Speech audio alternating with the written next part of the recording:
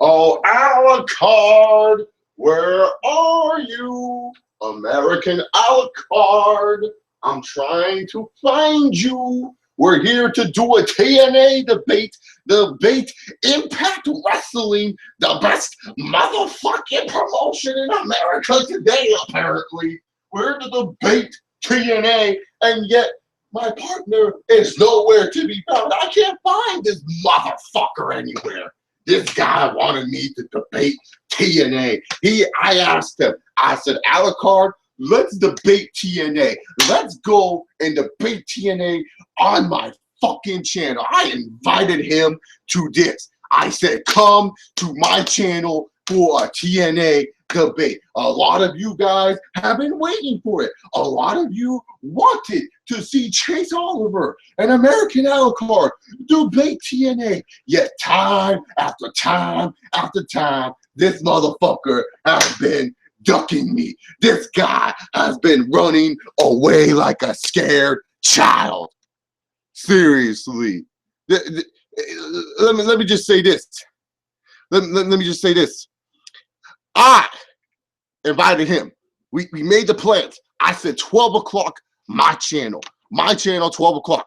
He said, yeah, let's do it. He was down with it. Hell, he was even down to wake up at 12 p.m. his time. And I was going to go 9 a.m. my time. And we were going to do that. We were going to do that. And we we're going to have him talk about TNA. And yet he is afraid to come on this fucking channel to talk TNA. He has no problem inviting me in a 2-on-1 situation with his boy Tayshawn, but when it comes to him and I one-on-one, for some reason he is afraid. He has no problem waking me up at 2:30 in the fucking morning with some fucking TNA shit, but he has a problem coming on this channel. I've never seen anyone fucking afraid like this over a fucking YouTube video. Like, seriously, I'm just trying to get this motherfucker on my channel to talk about some TNA, to have a civil, discussable debate, but this guy doesn't even want to come on. This guy's like afraid to come on to a channel just to talk about the promotion that he likes to defend so fucking much. But here's the thing. Here's the thing about Alucard. He's all about the in-ring action. So before this debate, what we were planning to do, we were going to debate Bound for Glory 2015. You know, as you guys know, I thought that was a bad show. Apparently, Alucard thought I didn't have a logical reason why this was a bad show. There should be no logical reason why this was a bad show. It didn't help TNA any. If anything, it just franchised more TNA fans. But Alucard was telling me, this is what Alucard was telling me, that it's all about the in-ring action. You know what? I'm going to be dead serious here. I'm sick and tired of you motherfuckers that think it's all about in-ring fucking action. You guys are the reason why professional wrestling sucks nowadays, because you guys are not happy unless these fuckers kill themselves in the fucking ring. That's all you care about. You only care about shit like this. You only give a fuck about like this. Like, there's your in-ring action. There's a fucking in-ring action. Oh, there's a fucking in-ring action. That's work rate right there. That's work rate. Does that make my video 5 fucking stars because I just pulled a moonsault and a fucking senton on my fucking bed? Seriously, what in-ring action? Who gives a shit? Seriously, you guys want these wrestlers to hurt themselves even more. Instead of making the wrestler's job easy, you fuckers make it harder. You do. You fuckers make it harder with all your in-ring work rate bullshit. Fuck in-ring work. Seriously, fuck it. I mean, dead fucking serious. I don't care if I get a lot of hate for saying that. I don't. Fuck this in-ring action BS. Because it's BS. That's what it is at the end of the day. Just so what? This guy can fucking go in the ring. Doesn't mean he's a fucking main eventer. Doesn't mean he's a fucking star. What happened when wrestlers actually told stories? What happened when characters were actually shown in matches or actually developed in matches? I don't remember Bret Hart and Stone Cold Steve Austin fucking killing themselves at WrestleMania 13 to put on a good match. Yeah, there were some bumps here or there, but they weren't freaking going on the top rope doing 850 splashes just so that way the fans could pop. They didn't need that shit back in the day. Why? Because they could actually tell fucking stories. Now the only reason to get people fucking boners is to just do freaking flips and fucking shit. Ugh. Whatever. This is what I don't like, guys. This is what I don't like. It's shit like this where I invite someone on my channel and they don't come on. They just don't come on. They waste my time. They waste your time too because I whole hype this up like this is going to be something big. And $1 Million Mark says something tells me he's ducking because he knows he's going to lose. He can't pull the WWE fanboy BS on here. Exactly. You can't pull the WWE fanboy BS on Chase Oliver because half of my fucking WWE reviews have been negative. I've been saying how bad WWE has been. So you cannot pull WWE fanboy with Chase Oliver because if anything, I am just much of negative with WWE as I am with TNA. He likes to call me some WWE fanboy. What the fuck are you talking about? What was the last review? For anyone who's been a fan of my channel, what was the last review do you guys remember that I reviewed positively? I think it was WrestleMania 31. I think that's the only one, that the last WWE pay-per-view that I reviewed positively. That was it. Yeah, I guess you could count some NXT specials, but even then, NXT, really, to be honest, it's just Ring of Honor on steroids. Let's just call it how we see it. It's just pretty much Ring of Honor on steroids. Watching NXT's live specials are really the only thing a lot of people watch. Let's just face it, that's all the majority watch. Yes, I am generic minority. I am losing my mind because I am sick and tired of BS like this, of being promised shit that's not going to happen. Like, seriously, like, and the thing is, like, I wouldn't be mad if he would have messaged me ahead of time saying, hey, man, can we move back the stream or something like that? But he doesn't even message me ahead of time. He literally goes and freaking, like, just no-shows, just doesn't show up. And then I bet you he's going to have something to say in the comment section. He's going to have something to say down below about what I say in this video, but it's yet, I invited you to come on this fucking video. Ugh. People these days, I swear. I bet you anyone else would have loved the opportunity to come on to a channel and to debate wrestling. I bet you anyone else would have. It's true. Anyone else that is watching this video would have loved the opportunity to come on this channel and discuss some professional wrestling. And that's what pisses me off. Maybe there was a bigger TNA fan than Alucard that wants to debate TNA with me. I'll be done with that. I'll be down with that. I'll be down with someone else wanted to come on. So yeah, but anyways, let's get that the topic of hand. I'm going to change the title of this video later, guys. This is just the pros and cons of TNA Wrestling. For all you people who say I'm fucking negative on TNA, well, fuck you, because I am going to give you some pros and some cons of TNA Wrestling. And no, not all the pros are going to be all about the fucking in-ring work rate, because in-ring work rate is not the only thing in professional wrestling, dumbasses. Swear, I hate those fans. It's all about the in-ring work rate. That's fucking shit. It's all about in-ring work rate, my ass. It's all about everything else, too. I'm sorry. But anyways, I'm going to give you some pros and cons of TNA Wrestling. Well, I do a WWE one, maybe further down the line. But, you know, since TNA is getting all the hate with Matt Hardy as champion, it's time to do pros and cons on TNA. So, pros for TNA Impact Wrestling. Pro number one, they can give wrestlers bigger paychecks. One thing about the independents is this. Professional wrestlers, they have to wrestle a shit ton of shows just to make some fucking decent cash.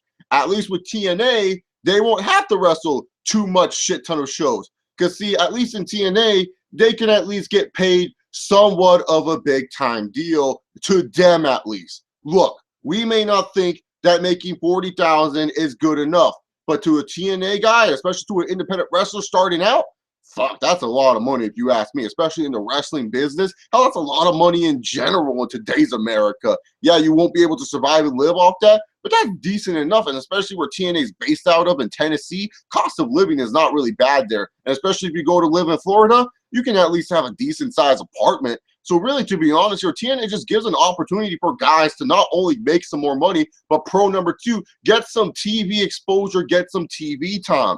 There's a lot of wrestling companies that, let's face it, don't have TV deals. Ring of Honor on and off again with their TV deals. Sure, Ring of Honor guys do have television via Sinclair Broadcasting, but when it comes down to it, it's better that the TNA guys get the real TNA experience, because TNA has probably more cameras than ROH really does have, and they're able to prepare and train. And who is calling me right now during my live stream? But you guys are going to hear a live phone call from Chase Oliver. Let's see. It's from Illinois. Let me get one of those fake ad scams. Hello? Yes, this is Chase. Oh, hey, Joey, what's up? Yeah, what's up?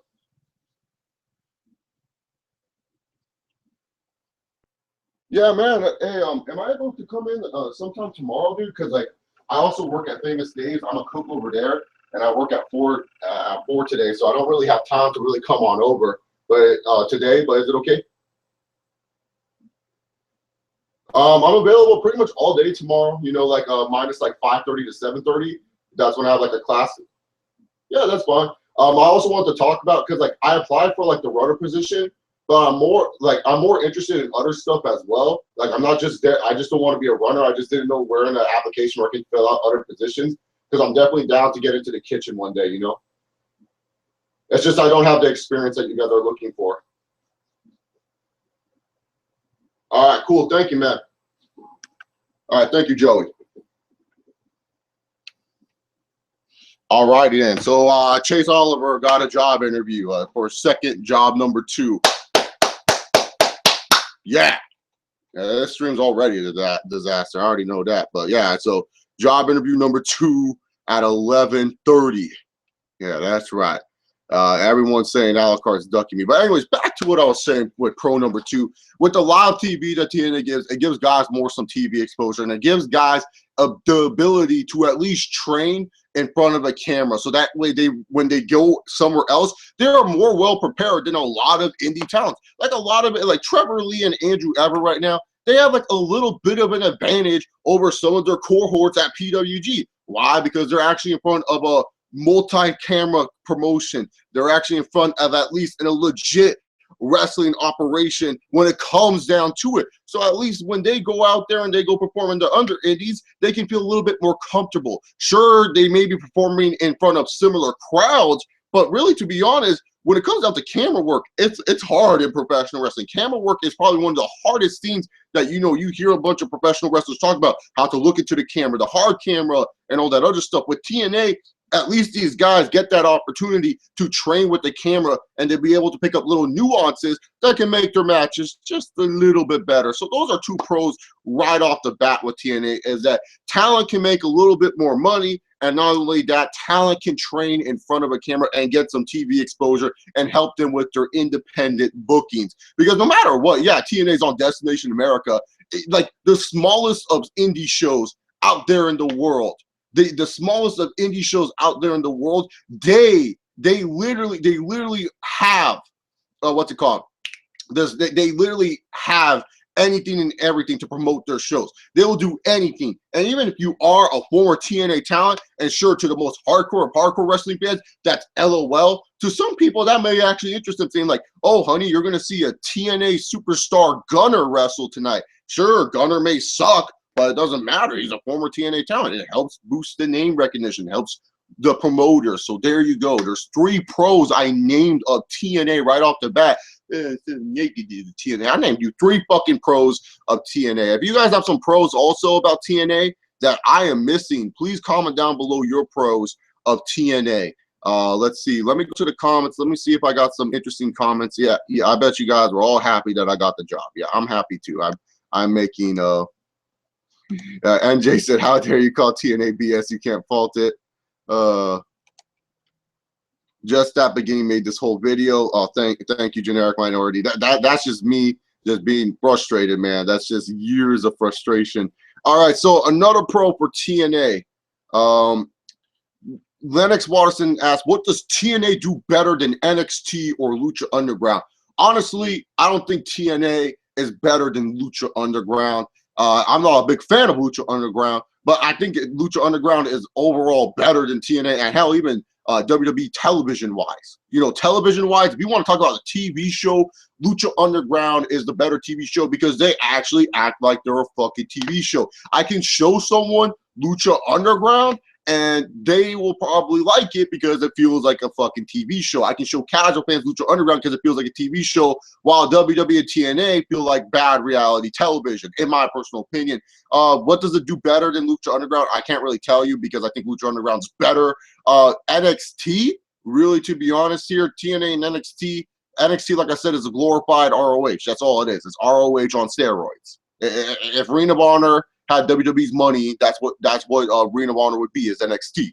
And TNA, and NXT, they're on the same level, pretty much, to me at least. The only thing that NXT has over TNA is that their live specials tend to do really, really well, while TNA's live specials, hit or miss depending on who you are as a fan. But when it comes down to it, another pro for TNA is that we can have serious characters and serious feuds. You know, with WWE being all PG and stuff, the PG rating kind of hurts WWE. They don't really have any hard, gritting feuds like they used to back in the day. Sure, every once in a while, they'll do something that's out of the PG zone, and that will get fans all tingly inside. And sure, they'll have Brock Lesnar, who's kind of like a TV-14 character that fans kind of cling on to. Sure, Bray Wyatt, when he first debuted, was kind of out of the PG zone. But really, to be honest here, WWE is laying watered-down PG crap. While with TNA, you can get a little bit more hardcore with TNA. It's more a little bit grit. It allows older fans to feel like, hey, professional wrestling is not really that big of a joke. Sure, it's annoying to see every week a bunch of hardcore matches on TNA, but hey, at least, you know, wrestlers are showing that they're aggressive. There's a lot more aggressive nature when it comes down to watching Impact Wrestling over anything else. So really, to be honest here, I have no problem whatsoever with what's it called? I have no problem whatsoever with TNA being more adult oriented. It's a good thing because it makes you realize, hey, you know, wrestling's not just for kids, it's for us adults too. Because, you know, the way WWE promotes itself with John Cena's colorful ass on there, it kind of hurts because it's just like, hey, you know, that's the face of WWE. It's John Cena. You know, it's like that colorful dinosaur, John Cena. And he freaking wearing all these freaking Fruity Pebble shirts, and it hurts. Yeah, sure, sometimes you'll put on a good match, but you can't take this fucker seriously. With TNA, at least you can take some of the fuckers seriously. Another pro of TNA, it gives our favorite WWE jobbers a chance. And it's true, it does. Derek Bateman, a lot of people love Derek Bateman in NXT. Hell, I watched that shitty NXT Redemption season for Bateman, Johnny Curtis, and Maxine. Oh, Maxine is so fucking hot. I'm so glad she's doing good in Lucha Underground. She is so fucking fine. Underrated as hell as a beauty in professional wrestling. But besides that, you know, it gives our favorite jobbers a chance to actually do shit. You know, we always get pissed off how WWE holds down the young talent, and some young talent never get a fair shake. Well, in TNA, they get somewhat of a fair shake unless you're facing Sting or Kurt Angle, then you're fucking screwed. But for the most part, they get a fair shake. We are able to see our favorite WWE jobbers actually succeed. Look at Tyrus, look at EC3, look at Drew Galloway, and the list can go on and on. Hell, even Christian. Christian was not really a WWE jobber, but a WWE mid-carder, kind of lost in the shuffle, not really doing anything, and then later on we got to see him succeed. It's always cool to see some of your favorite WWE lower card guys succeed. So that's another pro for TNA. For guys who are pretty sad that their WWE dudes would never make it to WWE, TNA being the #2 promotion in America, it helps them a little bit. Just a little bit.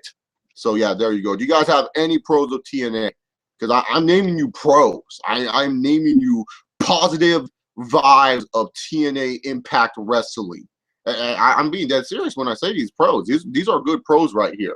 These are real legit pros. A pro that I can say it gives older guys and guys who never got a chance at WWE a chance to be on top. Yes, that's what I said. Generic Minority, the Generic Minority and I, we have the same wavelength. He's a good friend of mine. We used to do a podcast, the Raw Review podcast. I miss doing those, Generic Minority. It was fun making fun of Monday Night Raw with you, buddy. I wish I still had time to do those type of things. I'm picking up a second job here soon, so you know what it is. It's going to be money, money, money for Chase Oliver. So yeah, there we go. So yeah, what other pros can I think of off the top of my head? It's hard really to kind of think of pros that I've already said, because see, the thing is about TNA's pros, they do have some pros. Like, I named you some positive stuff about TNA. Did anything I really say about TNA was all that negative? No, I named you some good pros. It's good that guys on the indies can get some TV time and make a little bit more money than they're used to making. It's good that, you know, pretty much that guys in WWE who would never make it actually make it in TNA, or, you know, jobbers and mid-cards in WWE get some promotion and stuff like that. It's good that TNA is a little bit more serious and a little bit more hardcore, so that way adult fans can feel like it's cool to watch professional wrestling. So yeah, those are pros of TNA, I guess you could say. If there's more pros that I'm kind of missing, y'all have to go down below. Yeah, comment down below, tweet me at ChaseOliver68. Some of the pros that I missed out in this video, because I'm pretty sure I missed some pros. No, in-ring work is not a fucking pro, because every fucking company does the same fucking matches. Fucking tired of your in-ring work shit. Lennox Walterson said, if you're a new wrestler, can you justify going to TNA over WWE Performance Center and New Japan Pro Wrestling, or always shoot your ground, or just running the indie circuit? If you're a new wrestler, I would say if you had a chance to go to the Performance Center, go to the Performance Center, because one, you will have the WWE brand behind you. So even if you don't make it into WWE, the independents will book you out the ass. It doesn't matter if your WWE cameo was just this. You just went on camera and you itched your ass. It doesn't matter. It doesn't matter, because you are in the WWE. Any promoters will take you. Now, it's hard to get into New Japan, Lennox, so I wouldn't say new talent could get to New Japan right away unless you were born in the dojo. It's hard to get into there. Ring of Honor, I would say you would go to Ring of Honor over to TNA first, just because with Ring of Honor, you can start building your name a little bit more to the hardcore fans, because right now the hardcore fans, a lot of them have disenfranchised themselves with TNA. They don't really like associate themselves with TNA anymore. So I would have to say, if you're a hardcore, if you're a wrestler and you want to freaking have it where you want to try to get up to a big deal, you have to go to Ring of Honor first, so that way you can build your name. Lucha Underground, really, to be honest with Lucha Underground, it's more of a AAA type of deal. And I feel like you have to be somewhat of a star in Mexico to get inside Lucha Underground, or somewhat of an already established indie star. That's just me, at least. Or running the indie circuit, really, to be honest, the indie circuit, it's not really good money. If you start out like that, you're going to get a lot of good mat time, but you're going to have a lot of bad and dumb matches that you're going to regret. There's many guys who run the indie circuit and they just do ridiculous matches, and they'll be in matches where guys don't know their fucking limits. Like, they'll do such terrible spots, they'll think of these terrible ideas. And the thing is, when you're running the indie circuit, sometimes you might not get a legend who will give a fuck about their match. They're just there to collect their paycheck. They're not there to help out the young talent, quote unquote. So when it comes down to it, these guys will think, oh, you know, the spot where I'm on the top turnbuckle and you're on the outside? Yeah, let's fucking do it, because I'm going to do a 360 moonsault. They think that's a good idea. And it's just like, no, you got to tell people that it isn't a good idea. You got to wrestle to your limitations. And that's the problem with running the indie circuit, is that you can end up hurting yourself, not only physically, but just in general via tapes, just by doing that. Because sure, you can maybe do that 360 moonsault onto the outside. That seems cool and all, but really, to be honest, if you fail at that, why would you want to keep on trying? Because that's just not going to boost your confidence. That's not going to make your tape look good to all these other promotions. So really, to be honest, running the indie circuit could actually hurt you, because you could have some god-awful matches, especially because indie promoters, especially at a lower-end level, they don't have the best rings. They don't have the best setup. You can get hurt in those rings because those rings are not comfortable. Those rings could be slippery as fuck. You could really hurt yourself. So really, to be honest here, running the indie circuit would be bad. So I would say, if you were, try to get to yourself to the Performance Center, if not Ring of Honor, and then TNA as a third result. But I think TNA, they wouldn't even sign you if you were a new, fresh face, unless you were some unbelievable God-given talent that just happened to fall in their lap. So yeah.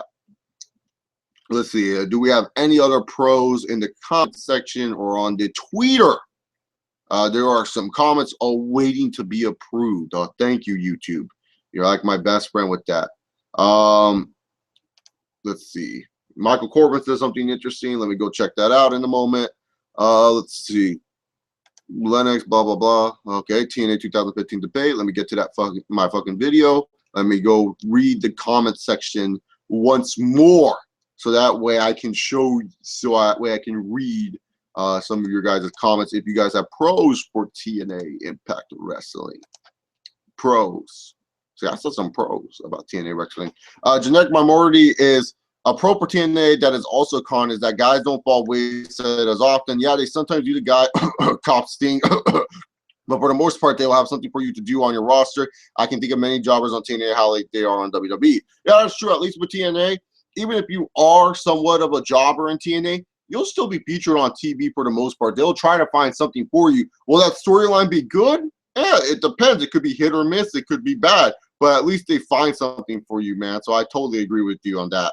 Michael Corbin asks, our society idolizes children too much. What about the children and political scare tactic to hit people where they get emotional? Why are children more important than adults? Because they haven't lived as long. Hell, I'll be dead sooner than they will. Shouldn't I get my chance to have a good time cheering the heels and booing Cena while I'm still here? I'm not trying to get attention. I'm not trying to ruin a kid's fun. I'm just trying to have fun myself. And yes, having fun is more important to me than some kid I don't know. Sorry. I'll be respectful to others in the crowd as I would be in a public situation. I'm not going to shove people. I'm not going to stand up and put signs where they can't see. However, I'm not going to go beyond that expense of my own fun because someone has a kid near me. Exactly. Like for me personally, when I'm around kids, I'll boo John Cena. I have no problem with that. But I'm not going to say any F-bombs. I'm not going to curse around kids. Like, that's taking it a little bit too far. You know, I don't want to poison their ears. I don't want them to grow up to be like me, because growing up to being like me is absolutely pathetic. I'll admit that 100%. I mean, did you not see my moonsault I tried to do? That was probably the most pathetic moonsault y'all motherfuckers I've ever seen. So really, to be honest, I wouldn't want kids to grow up like me. And if you're a young kid watching one of my videos, please stop. Please. Because I curse way too much for your ears. I don't want your moms yelling at me and sending me messages saying you poisoned my children's ears. That hasn't happened to me yet, but I know it's going to catch up on me. I know it will. But yeah, so pretty much now that I talked about the pros of TNA, it's time to talk about the cons of TNA Wrestling. All right, so let's talk about the cons of TNA Wrestling. Con of TNA Wrestling is that pretty much when people talk about the young talent of TNA, everyone talks about young talent a lot in wrestling, whether it be WWE, Ring of Honor, New Japan, it don't matter. It's always about the young talent. And TNA, a lot of people like to talk about how they give young talent a chance. They make young talent star brighter than before.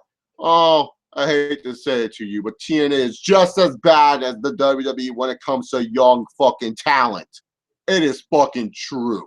I don't want to hear anyone try to say TNA pushes more fucking young talent than the WWE, because TNA has abused their young talent over the fucking years. If anything, WWE and TNA's young talent situation is exactly the fucking same, where a lot of young talent don't feel like big stars whatsoever. And it's fucking true. I hate when people say, oh, well, TNA gives shots for the young talent. Yeah, after what? They lose to Kurt Angle, they lose to Sting, they lose their title to WWE Reject that was a big star in the Attitude Era. Yeah, giving shot to the young talent, my fucking ass.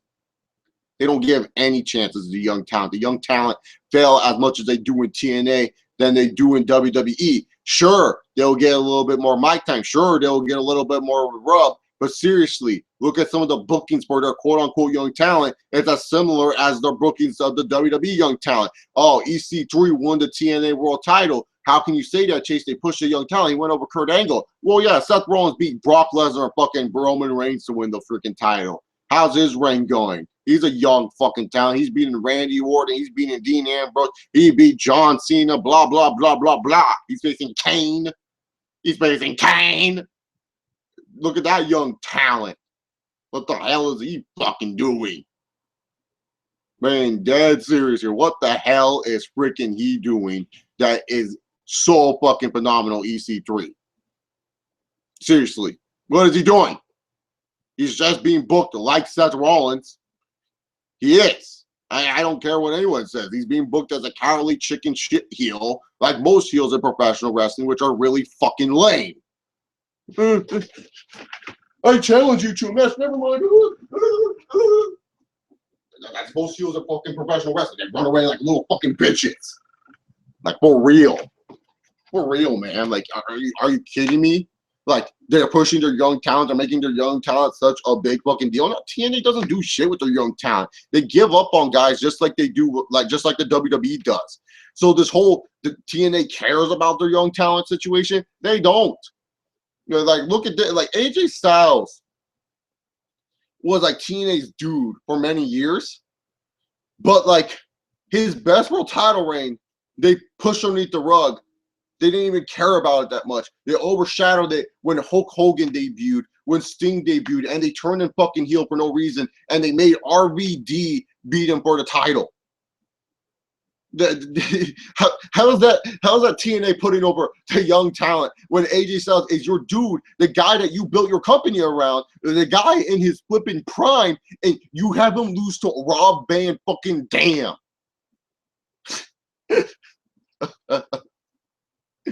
Young fucking talent does not get pushed to. Remember Crimson?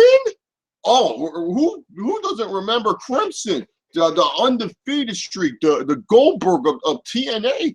Everyone's making a big deal about Crimson. Sure, he wasn't really the best in-ring work rate talent, but yeah, he was a bigger dude. You could actually buy it and be legit that this guy is freaking undefeated. And what did the TNA do with him?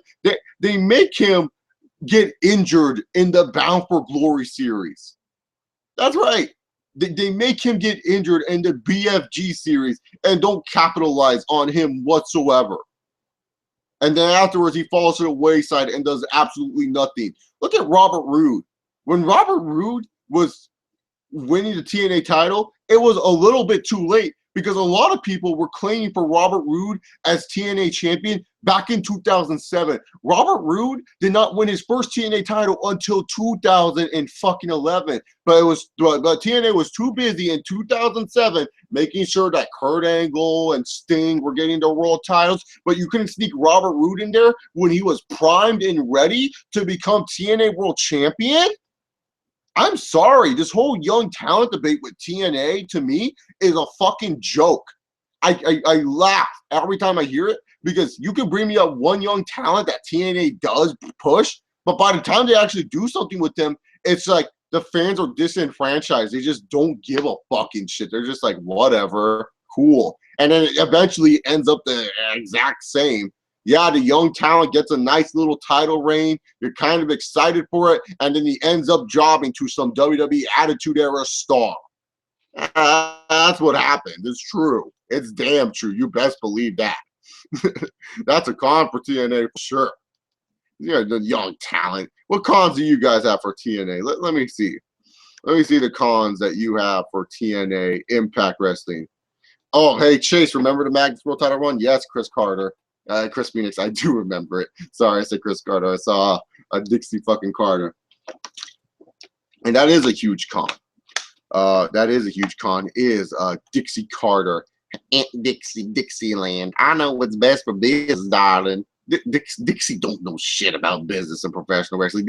Dixie Carter hurts TNA more than helps TNA. Like, everyone who believes in Dixie Carter is a moron. I'm being dead serious here. This woman has no respect from a lot of guys who leave TNA. A lot of people don't even care what she has to say. She doesn't care that people are streaming her pay-per-views. She doesn't care that people are streaming their television shows. She just doesn't fucking care. Seriously. I like, Dixie Carter has little control over that company.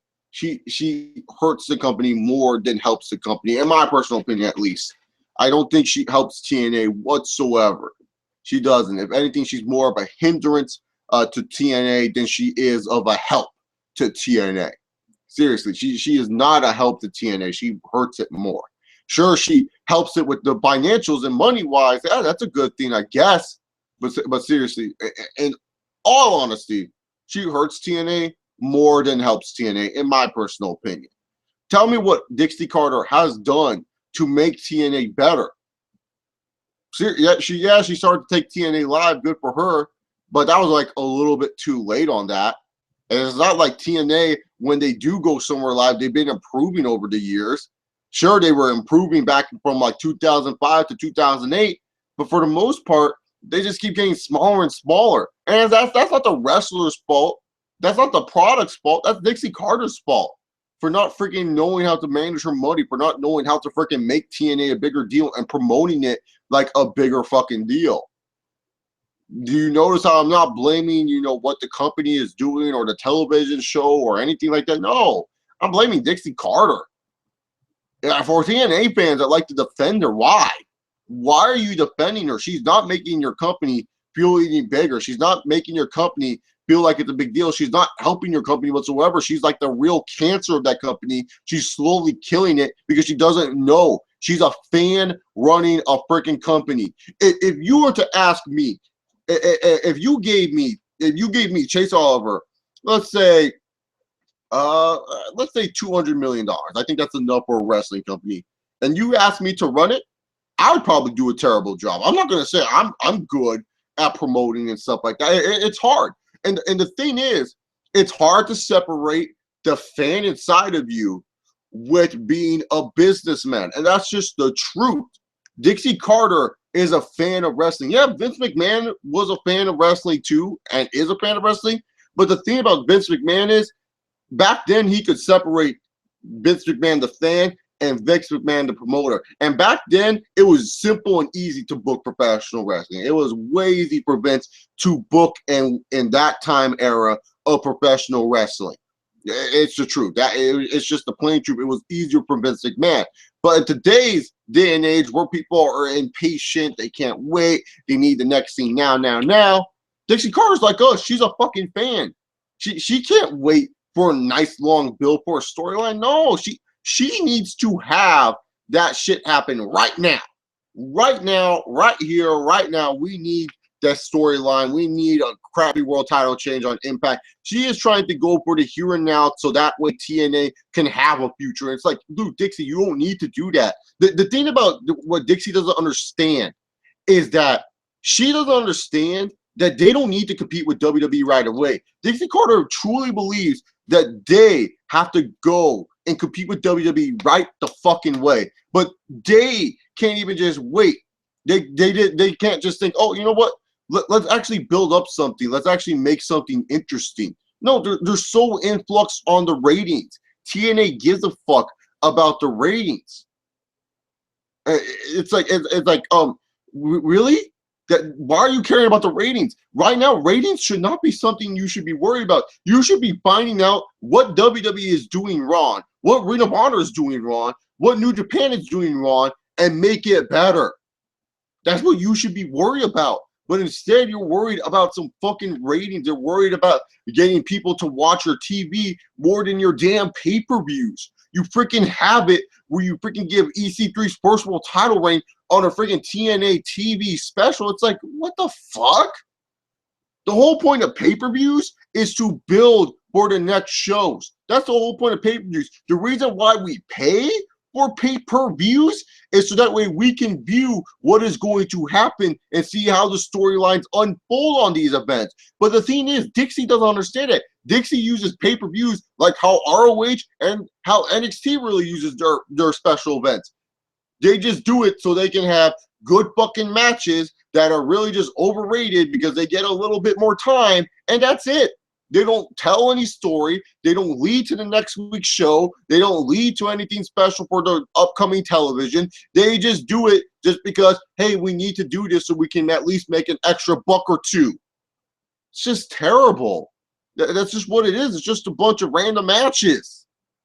That ain't going to lead to any story. Granted, yeah, sure, Bound for Glory was probably one of their better story pay-per-views. They probably told the stories a little bit better on that. But at this point, who is actually engaged in TNA storylines in the majority? Like, a majority of you probably weren't really engaged in a lot of these storylines because you have been so disenfranchised, and it's because of fucking Dixie Carter. And yet a lot of people still defend her. A lot of people still think she's best for business. I don't give a fuck if Panda Energy is giving her all this damn money. Seriously, Dixie Carter hurts TNA. you look at where TNA was at from 2007 to now, it's a downgrade. And it's not because of the TV's fault. It's not because of the performer's fault. It's not because of them. It's because of Dixie Carter and her terrible ass job as an owner of this fucking company, hiring bad management after bad management, not hiring the right writers, not making sure that she is doing the right thing. She is too much of a fan to be running a professional wrestling business. And that's just a fact. For all those who think differently, go right ahead and try to prove me wrong. Try to show me what Dixie Carter has done to improve TNA from 2007 to 2015. Because let's face it, they were on Spike TV, and now they are on Destination America. Tell me how that's an upgrade for TNA. Please tell me how Dixie Carter helped TNA by getting it off Spike TV to Destination America. Please tell me how Dixie Carter helped promote TNA to have bigger arenas in the future. And once again, I am not blaming the talent or the performers or the TV show in this situation. For a lot of you TNA fans, because that's your fucking defense mechanism, is the in-ring action. Oh, the in-ring action, motherfucking in-ring action. Whoa! That's your fucking defense mechanism. I'm not blaming the fucking in-ring action. I'm blaming your fucking kicks, your fucking suicide dives, your stupid brainbuster suplexes on the fucking top ropes. You're still taking shots. I am blaming Dixie fucking Carter.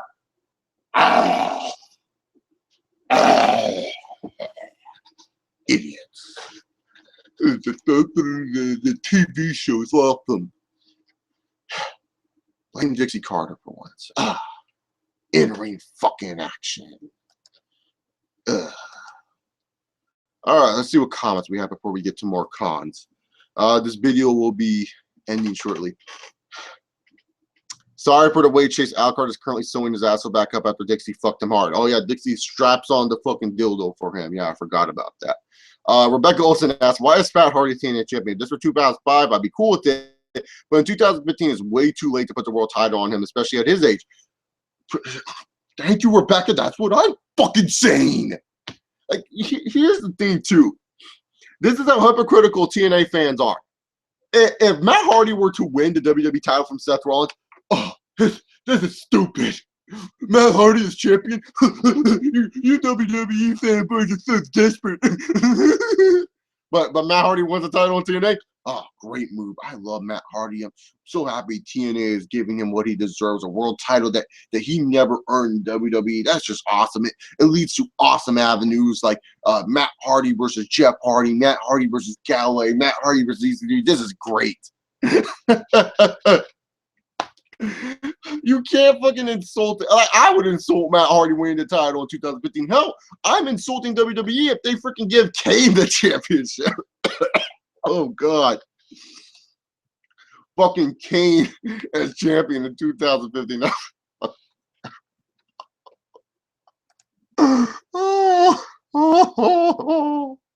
So seriously, like, the TNA fans are so hypocritical that, you know, like, if you're a TNA fan, be honest with yourself. If Matt Hardy were to win the championship in WWE, you would shit all over that. Don't fucking try to make this up.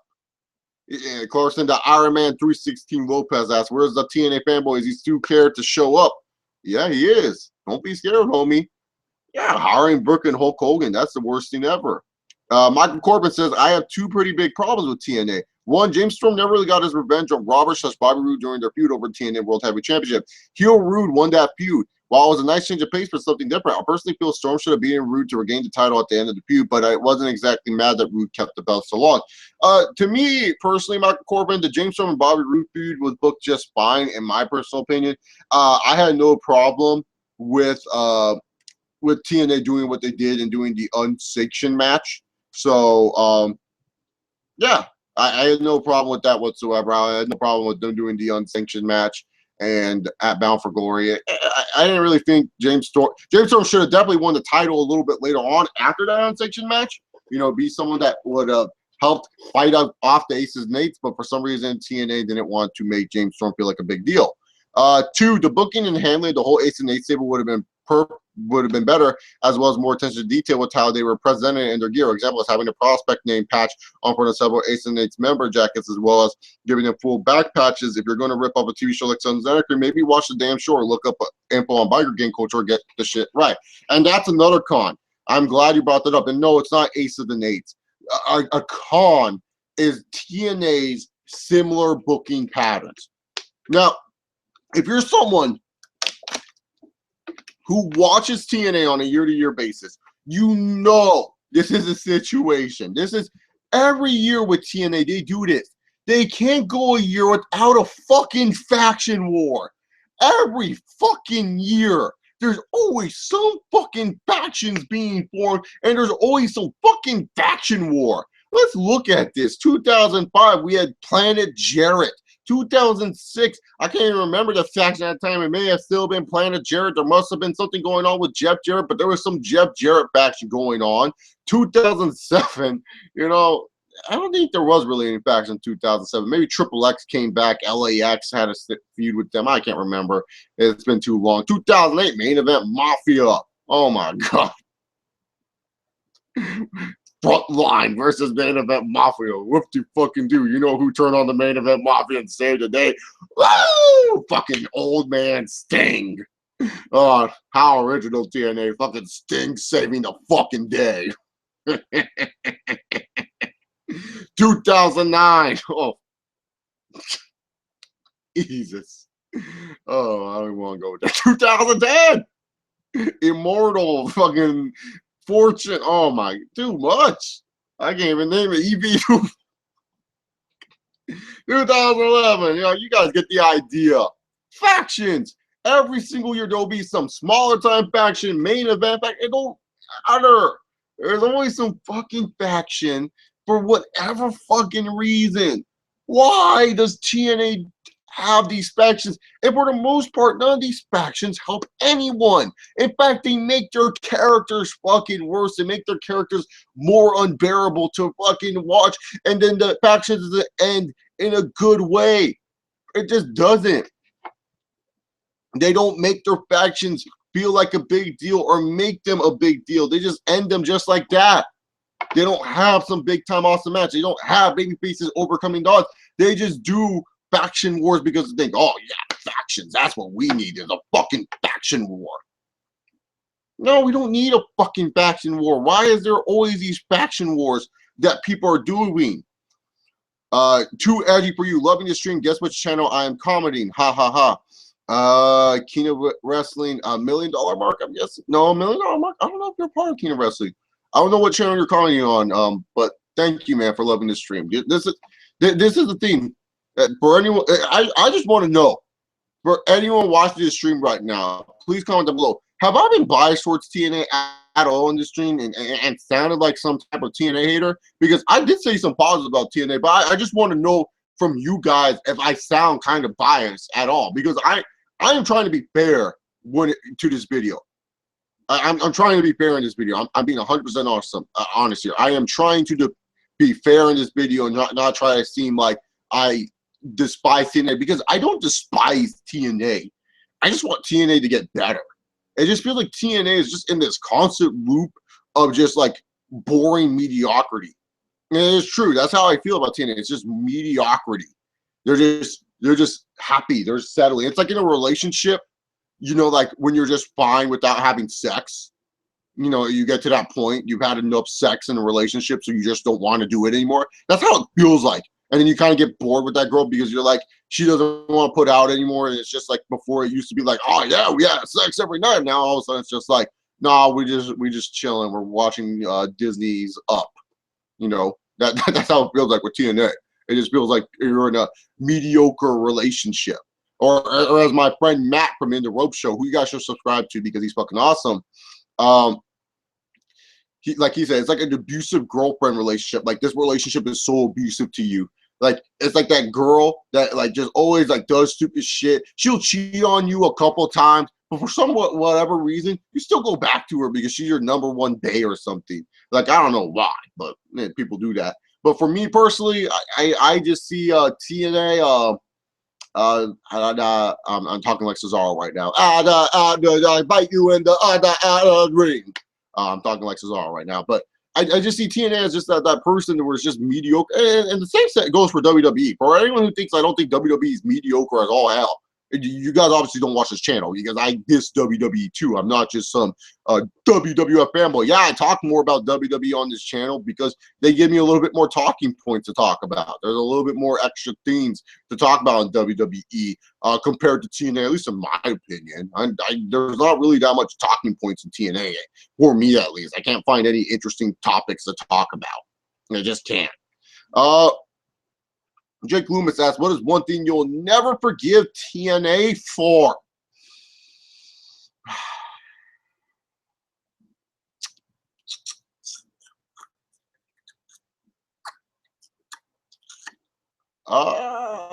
Probably Sting beating Samoa Joe. Yeah, that would be it. That was fucking stupid. Main event Mafia and Joe never got a title again in TNA. Depressing. Jay Walker asks, why do TNA fans defend TNA? Because they have no other thing to defend to. Come on, Jay, that's easy. That's easy. TNA fans defend TNA because they have nothing else to defend. They have literally nothing to defend. Let's see. I said this during Battle for Glory Chase 10 at the moment would give Adam Sandler the World Heavyweight Championship just to promote a film. Oh, I can see that too. They give Adam Sandler some fucking world title run, and it's like some terrible Adam Sandler movie. Where's Brooke Rush rematch? You know she's a former knockout champion who just lost the title. Fuck that. John Cena needs her fucking matches, dude. How dare you, Dylan? John Cena is our current TNA Knockouts champion. She is the greater power of that Knockouts division. So how dare you? And that's another thing that I want to say about TNA as well. Another con is lack of title consistency. That's a big deal to me in professional wrestling, as the lack of consistency of your titles. The one thing about TNA that I always liked was that they kept 3 belts. They had the world title, which was for, you know, guys who were in the main event scene. They had the X Division title, and then they had the tag team titles. And what I liked about TNA back in the past, it felt like everything else was a division. Like the world title division was its own thing, the X division was its own thing, and the tag team title was its own division. It just felt like it was its own division. It actually had structures. They would have number 1 contender matches that were actually interesting for the X Division title. They would have number 1 contenders that were interesting for the world title. It felt like it was a little bit more well organized. You actually knew where people stood, and there would be some guys who were above the exception, like AJ Styles could go to the X Division and world title scene if he wanted to. That's what I liked about TNA, was they actually had some clear-cut division. You knew who were mid-carders, you knew who were your mid-card favorites, you knew who were your tag team favorites, and you knew who were your world title favorites. That was a good thing. But then afterwards, TNA decided to bring the Legends title into a fold.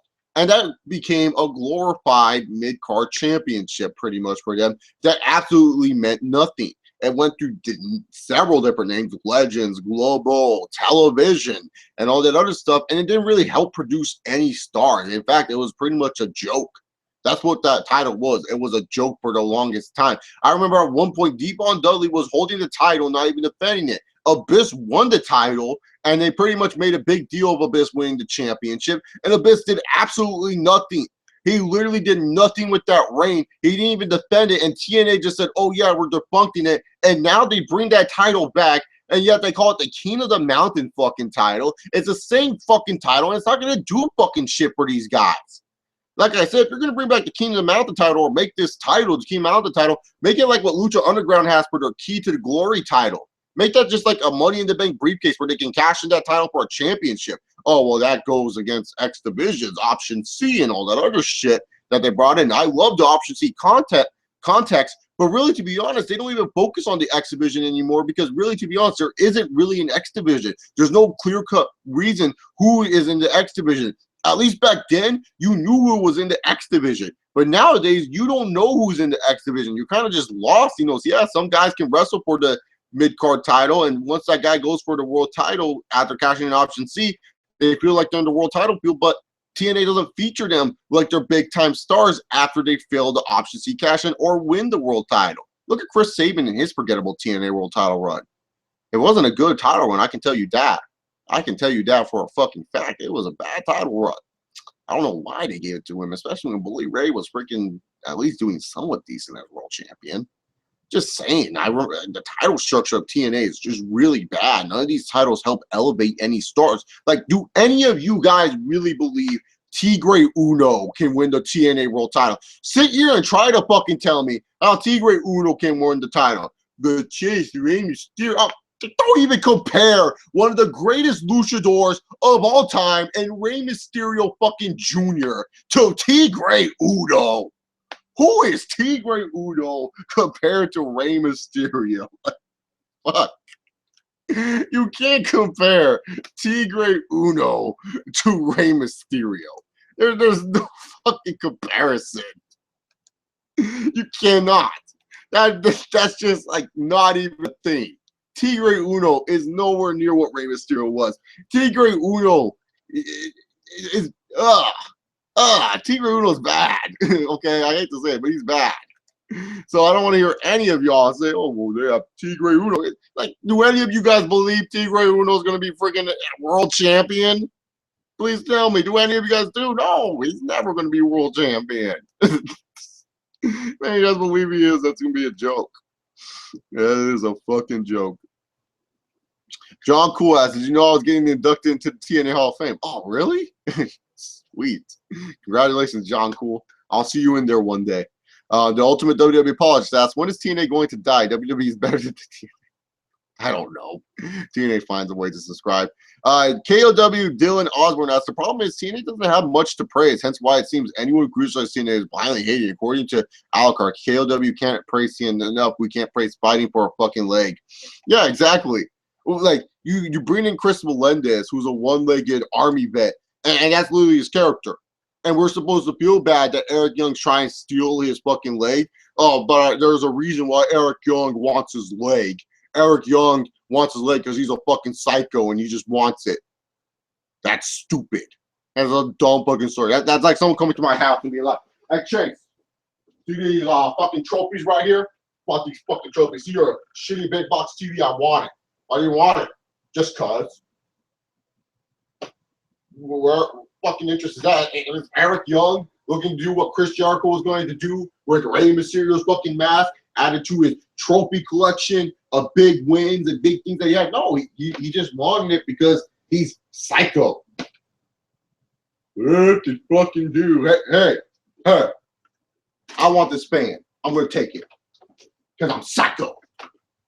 Like, well, he's psycho just because he wants something. Like, fuck that shit. So fucking stupid. But that's how psycho people act. Well, obviously, y'all motherfuckers didn't watch Dexter, or y'all motherfuckers don't watch the ID channel because psycho people have more reasons for doing something than you believe. Like, seriously, psycho EY. That's even pathetic. What other cons? You guys got to help me with the cons sometimes because, you know, TNA has two major cons: just lack of growth because of Dixie Carter and young talent and faction wars. But what other cons can you guys do? That's TNA summed up. Why are you doing this with the wrestler? Just cause, yeah.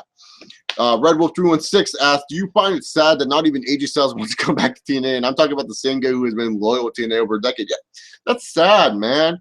That's like you're pretty much your dude, the guy who wrestled day one for your company, the guy that pretty much, like, if you were to ask any wrestling fan about TNA, like, can you name me a wrestler from TNA? Sure, people will say Sting and Kurt Angle because they're kind of well-known names. But, you know, the hardest of hardcore fans, if you were to ask someone who was the face of TNA, everyone would say AJ Styles. AJ Styles is one of my favorite professional wrestlers. I don't think a lot of you guys know that because he's not really doing anything besides like beating up Japanese people and winning that title a lot. But for the most part, AJ Styles is one of my favorite wrestlers. I love watching AJ Styles, one of my faves. And it's like the thing is, I'm happy that AJ's finding success out of TNA, which is really fucking cool. But just to me, it's hard. It's hard for me to like literally sit there and watch because I miss him so much in TNA. I'm so used to seeing him wrestle in TNA. He was the guy for TNA for all those fucking years. For 12 years, he was the dude. He was my dude that I watched in TNA. And it's just like, I'm so conditioned to seeing him in TNA that it's just so sad seeing him succeed outside of TNA. And it's like, wow, TNA really let this dude go? I mean, he is one of the only few Americans to win the IWGP World Heavyweight Championship, something that is hard to fucking do. If you're like an indie wrestler watching this and you wrestle in New Japan, you know how hard it is. Like wrestling in Japan as a gringo or a white boy and winning the title. And it's like AJ Styles. It's like, yeah, he was a big name in TNA, but it's like, really, to be honest here, if you look at other Americans who won that title, it's like Matt Bloom, who was a big monster. So I guess you can say that made sense. Brock Lesnar, and we all know who the fuck Brock Lesnar is. But it's like when you look at AJ Styles, it's like you didn't think AJ Styles could win that belt, and he won it not once but twice. That's a huge fucking deal. They treat AJ Styles like a huge heavyweight down there in New Japan. I don't think people realize how much of a big deal that is for a lot of wrestling fans.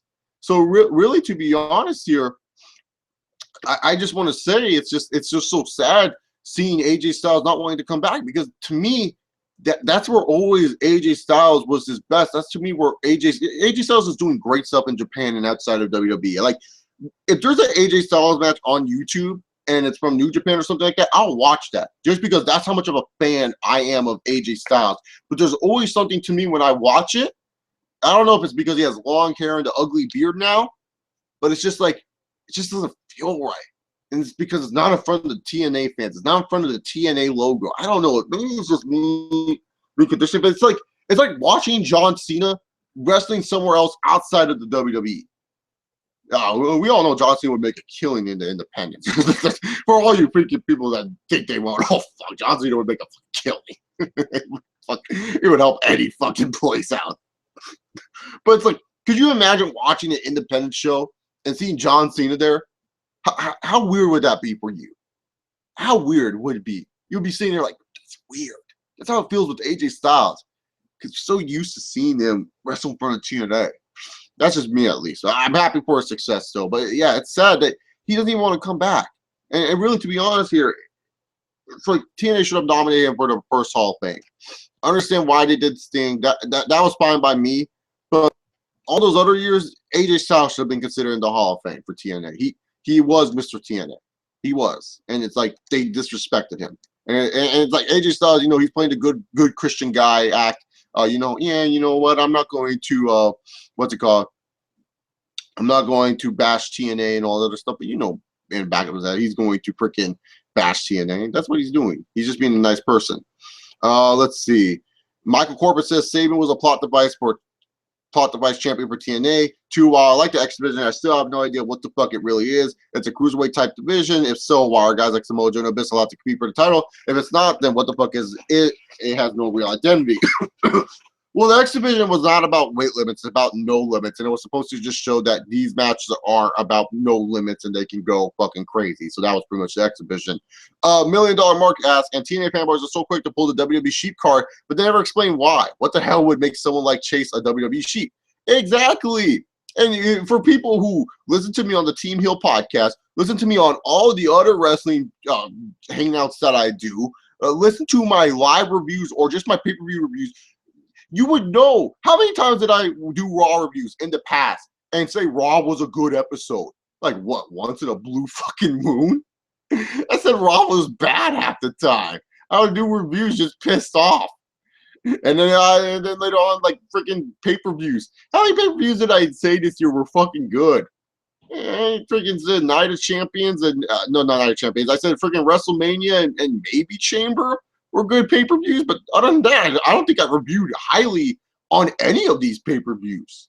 Besides WrestleMania, I even gave SummerSlam a low score, and everyone loves SummerSlam. Freaking said SummerSlam sucked. I don't care. That's my opinion. I'm gonna stick to it. How am I a WWE sheep when I also freaking give negative response to the WWE? Makes no fucking sense. And the reason why, for anyone who asks, I'm not always negative. I'm a positive person. It's just that I expect a little bit better from professional wrestling. I have just too much high expectations. That's my problem. It's just how I am as a person. I have high expectations for everything. That's just how I am. I always set my goals high. When I think I'm going to do something, I always feel like I'm going to do it the best. Even if I don't do it the best, I think I am. I just have high expectations. Maybe I'm just a CM Punk. I'm an asshole or something. I don't know, but that's just how I am. I set high expectations for myself. So there you go. That's how I am. So for people that just wonder, I just have high expectations for the wrestling business that I know will never fruition. Slapnuts 2000. That's what if John Cena went to TNA. You know what? It'd be great. It'd be funny. I'd laugh. What are your thoughts on Bull Killer 99? He's a guy that reviews and supports TNA, but also citizens them when they do something super unlike the rest of these other fanboys. He's an unbiased TNA fan. I love Bull Killer. He's a great guy. He made a great. I remember like I heard about him, but I didn't really watch his content. I just was like, I just didn't really watch his content, to be honest with you. But I heard about him when OTRS was doing their podcast, and he had Full Killer on, and he did a really good article about AJ Styles and how TNA will miss him rating wise, how they will just miss him in ring wise and all that stuff. It was a really good article on his blog. I freaking loved that article. It was a really good article and showed a lot of flaws that TNA had, that even their top star won't be missing the ratings, and that he's not really that much of a ratings impact, that TNA will be fine in the ratings without AJ Styles. He did a great job with that argument. I loved it. And so I started to watch his content a little bit more. And I like his content. He's good. He's entertaining. He does other stuff besides wrestling. He has interest in comic books and stuff, and I make sure to check those out as well. I don't know if he knows who the fuck I am. I don't know if he does, but if he does, that's cool. That's cool if he does know who the hell I am. But if not, whatever. But yeah, he's good. I like Bull Killer. He's definitely someone, like, especially if you want like a TNA review and you want to know what the fuck is going on in TNA. He's like the perfect guy, because he's like really the only dude that does a good job at being unbiased and making you like actually wanting to watch his videos. Like, even though if I don't agree with him most of the time in his videos, I still respect it. And that's a good thing to do, is if you're a YouTuber, is if you can make a video, and even though people don't respect your opinions, you can still watch them and find them entertaining and enjoyable. And that's what I look for in my YouTubers. If you're enjoyable and entertaining, shit, I'm going to watch you. I don't care if I don't agree with your opinions. Yeah, as long as you make a good video that I can sit through, fuck yeah. Fuck yeah. Yeah. And I just want to apologize to you guys. I know a lot of you guys were excited for this TNA debate.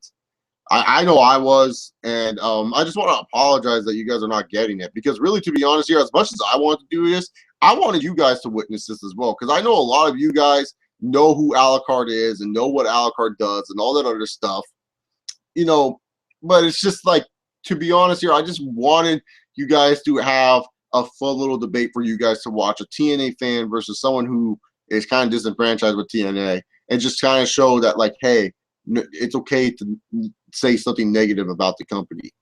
Josh Chambers asks, why are people saying TNA is as bad as WCW in 2000? Yes, TNA is shit right now, but have people forgotten how bad WCW was? At least TNA put their TNA title on a celebrity.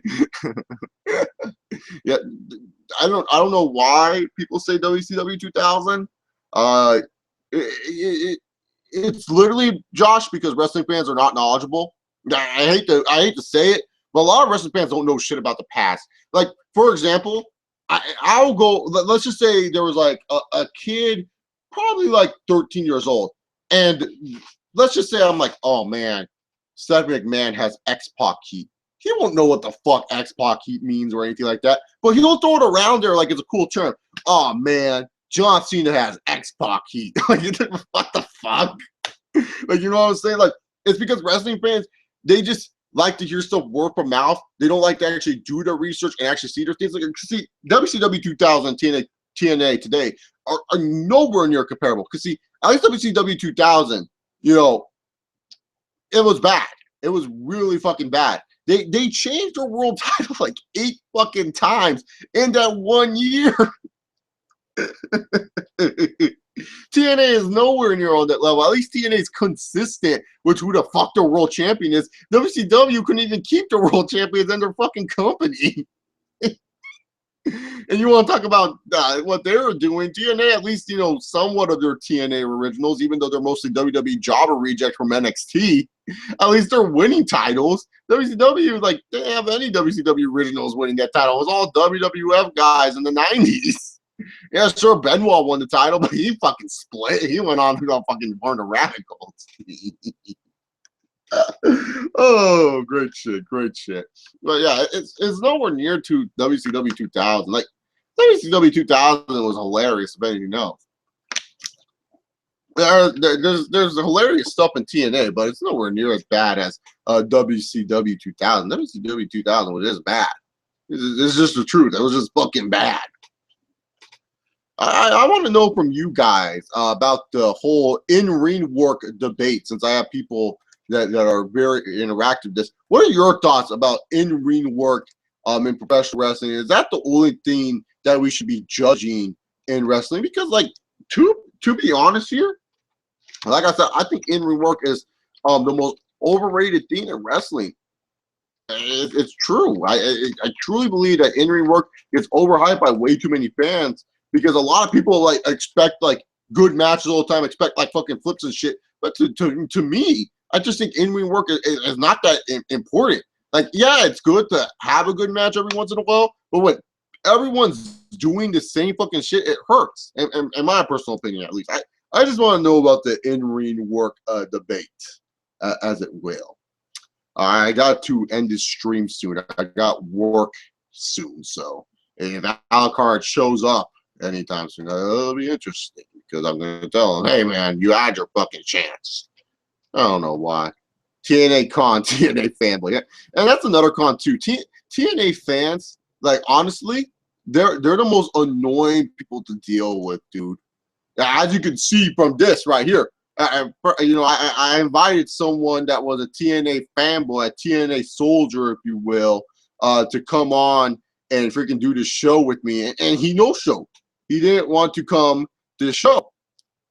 Do you think WCW 2000 had the defenders the same way TNA fan had the defenders?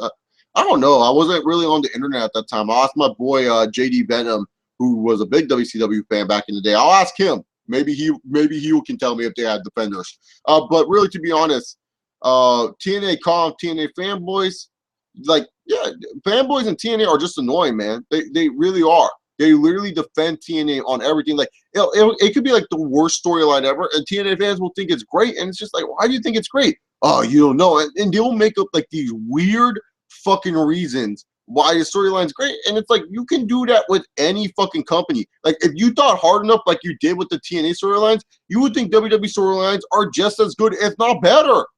Seriously, I'll see TNA fans give me reasons why the storyline's good. It's like, that's just like me saying that Alexa Bliss turning heel was a good reason because of this. You can make up any bullshit for these wrestling fucking storylines and these wrestling fucking characters and make it sound better than it is. Like, seriously, like the whole Kane and Seth Rollins, and you can make up any fucking bullshit for that, why it makes sense and stuff like that. Remember when wrestling fans, remember when Daniel Bryan was getting pushed in 2014? And remember when professional wrestling fans were saying to themselves, oh, Daniel Bryan and Kane, they're working to cover job and all that other fucking shit. Yeah, wrestling fans are creative as fuck. They like to think of most creative things. So when it comes down to it, when you have to explain to me what the storyline is, it's like a joke. If you have to explain to me what the joke is, it's not a good joke. Just like explaining a TNA storyline to me doesn't make the storyline good. If you have to explain to me what the storyline is, that means the company themselves is doing a bad job telling the fucking story. If you have to make up a fucking story for them, that means they're doing a bad fucking job telling the story. Because if I can't pick it up, maybe I'm just senile or something. I don't know if I'm old and cranky like Vince yet. But seriously, if I can't pick up the story that you're trying to tell, then you're doing a bad job of telling the story. Like, seriously, you are doing a bad job of telling the story if I cannot pick up the story you are trying to tell. And it's sad because TNA fanboys will sit there and tell you, like, oh, well, this is a storyline, blah, blah, blah. I'm like, the TNA say this is a storyline. They won't give you a response. They'll be like, no, but if you just look at it, that's what they're telling you. How do you fucking know? How do you fucking know that's the story they're trying to tell? And then afterwards, the exact opposite will happen. And then the TNA fanboys will be like, oh, well, it was a swerve in the story. Like, the fucking shit, swerve in the story. The fuck no, it isn't. It's just bad storytelling. WWE does it too. WWE is not at fault too. They have terrible fucking storytelling. TNA has terrible fucking storytelling too. So yeah, that's all I gotta say about that. I think the people are doing other shit right now. Let's see what's going on. If you want great in-ring work, watch PWG. Yeah, exactly. PWG is in-ring work king. Yeah, all they do is just in-ring action. Gotta go fucking do a million flips and shit. But at least they do smart flips. They don't try to do some stupid ass flips that like where they're trying to kill each other. Like at least I'll give PWG that. They don't do any of that type of bullshit. They just do like actually good stuff. So let's see new comments. Let's see what new comments we have. Hey Chase, you seem like a cool guy. You added me on Facebook. I want to stream with you one day and talk about wrestling or about anything. Yeah, sure, man. Hit me up on Facebook. We'll set up a stream one week. Why not? I'm down with that. We have to work with my work schedule. If you don't know Clarkson, if you watched the beginning of this video, I got a phone call and I got another job interview. So I'm going to have two jobs to do. So yeah. Shelley himself has done a video on why in-ring work is not the most important thing in wrestling. It's imperative that it's a part of the product, but that should not be the most important thing. You can be Diamond Kid Cross with Bret Hart in the ring, but if you can't make the fans care about your match, it doesn't make a fucking difference how good you are in the ring. Exactly. Like, for example, Daniel Bryan's a good in-ring worker, but like the thing is, Daniel Bryan can also tell a story with his in-ring work, and Daniel Bryan's a likable character and stuff like that. So it's just like, hey, that's how he is. Who is dumber, a TNA fanboy or Dixie Carter? Oh, Dixie Carter. She's the one that fucking makes the TNA fanboys dumb. So duh, it has to be Dixie Carter. She's the reason why TNA fanboys are so delusional. That's just the truth. That's just the truth. So like it has to be Dixie Carter is more dumber than TNA fanboys because she makes these people dumb. $1 million Mark asks, there's a reason no one cares about Michael Bay's movies. Same reason no one cares about TNA. All exposure, no substance. Exactly. That is just the truth. Why are people so obsessed with in-ring nowadays? Since the storytelling in wrestling is so bad, is in-ring work the only thing tuned into nowadays? Yeah, that's pretty much it. You know, like storytelling is so bad in wrestling, but some of these guys that are coming up are like super athletic and a lot smaller than what wrestling was back in the day. But they just make it up for it because, hey, wrestling fans, they have nothing else to cling on to. They literally, like, wrestling fans enable themselves to sometimes make their shit good when they know it isn't, but they just try. They try to find reasons. They try to find reasons to make this shit good. They're like, I'm trying my hardest, but they just can't. So there you have it there. All right, guys, that seems to end this live stream. I'm so a little bit longer, but I have that job that I have to go to. So yeah, got to make my money somehow. Got to pay off all my debts. So yeah, guys, thank you for coming to this live stream. It was a lot of fun. Like Carson Lopez asked, like, if you guys want to do live stream with me in the future, you know, just hit me up on Facebook, Chase Oliver. You know, it's like a wrestler that is looking for bookings. If you're looking to do a live stream with me, hit me up on Facebook. We can work out a time. We can work out some topics to talk about and all that other stuff. If you guys like me and it's your first time viewing me, hit that subscribe button down below. If you guys want, check out my live Q&A tomorrow with Aisha, Boz, and Weston. We will be going live 2 p.m. Pacific Standard Time, 5 p.m. Eastern Standard Time, and we'll have another awesome live Q&A with you guys, with them. So yeah, go check out the live Q&A and have a good time with that. And follow me on Twitter at ChaseOliver68. For the last time, I'm going to be looking for American Alucard. Let's see if he shows up. Alucard, where are you? Alucard, I'm trying to find you. American Alucard, where are you? Are you in here, Alucard? No, that's just outside of my room. Where the fuck you at? You underneath my bed, Alucard? No, you ain't there. I don't know where Alucard's at. And Alucard, if you ever want to show up, don't be scared, homie. I'm right here, and I'm waiting for you to debate some TNA.